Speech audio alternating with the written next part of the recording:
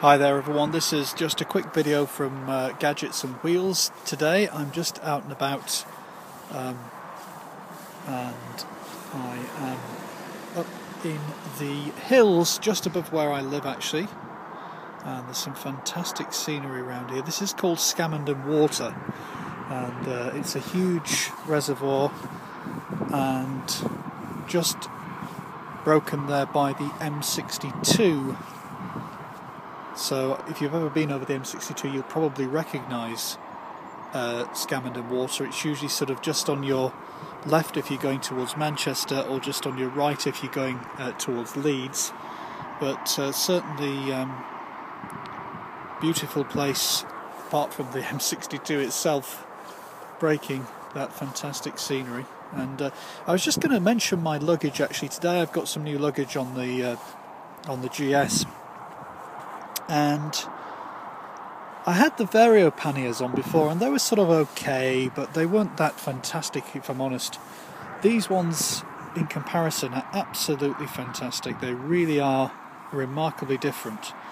I mean, they look better anyway, I think, but apart from that, in practical terms, they're lockable just in the same way as the other panniers are lockable. You quite simply click them open like that, and inside there you've got all your various luggage all neatly packed in. Same for the side panniers here. You just unlock them in exactly the same way, and they have a lid that opens and a sort of a retaining wire here, which is also detachable here by a little sort of clip that you've got. Rated to about 120 miles an hour and can take a lot of weight. I've also bought the waterproof inner cases for these, although to be quite honest they are quite good at keeping the water out, because they've got a rubber seal all the way around here as well on the edge.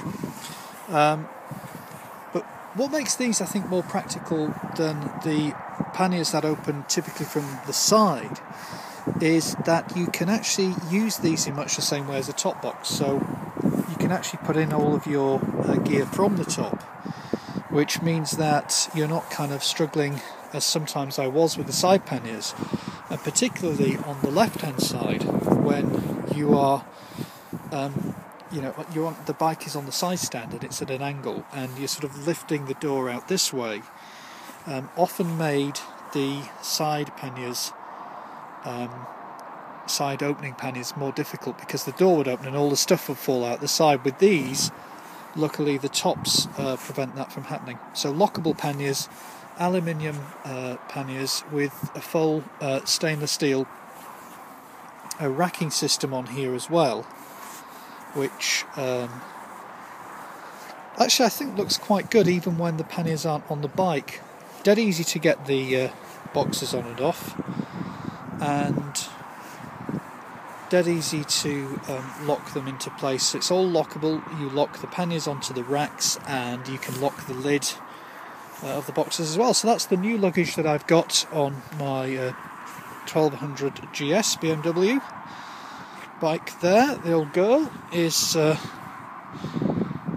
now red. For those of you who might remember, it was a different colour. I had it resprayed, the panels resprayed red, which I actually quite like. I did like that colour originally and then went for the Ostra grey, so I decided to make this one red. This might make Eric Buser, who is also another motor blogger, or a guy who makes motorbike videos anyway, and also has a 1200GS. He has the Adventure, and he was saying the other week that it's funny how people buy the GS and convert it by buying all the extra bits and bobs into pretty much the same bike almost.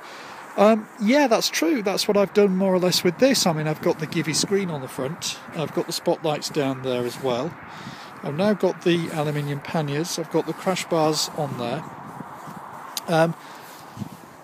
That is true. I've almost made it into a JSA. I think the thing that I like about this bike though is it's not as heavy as the Adventure and it's not as wide as the Adventure, so whilst you don't get the benefit of having the extra fuel in the tanks, you do get the benefit of the bike being lighter and also you get the benefit of it being sort of thinner as well. So I guess it swings and roundabouts. You get some benefits of having the GSA. The suspension is stronger, I think. You've obviously got spoked wheels on that, so you can do off-roading.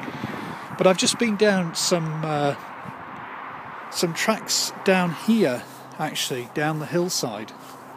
And those tracks were particularly gravelly, and in places it was like a river, as you can imagine with all the rainfall we've had just recently. The tracks down there, particularly in that direction over the side of Scammonden water, were really, really gravelly, huge stones in the middle of some of them, and water just running down the road just as if it was a river in places.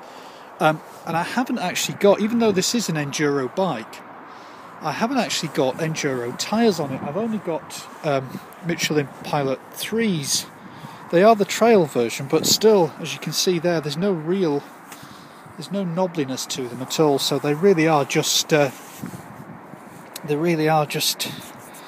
usual kind of road tyres.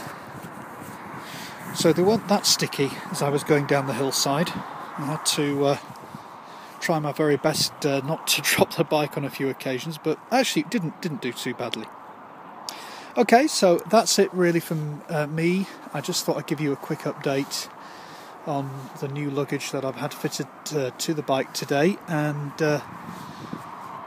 let you know that even though it's absolutely been on and off the weather today around here, times it's been wet, times it's been dry. At the minute it's dry, but probably by the time I go over in that direction, which is the direction I'm going home, I think I probably will end up getting wet again.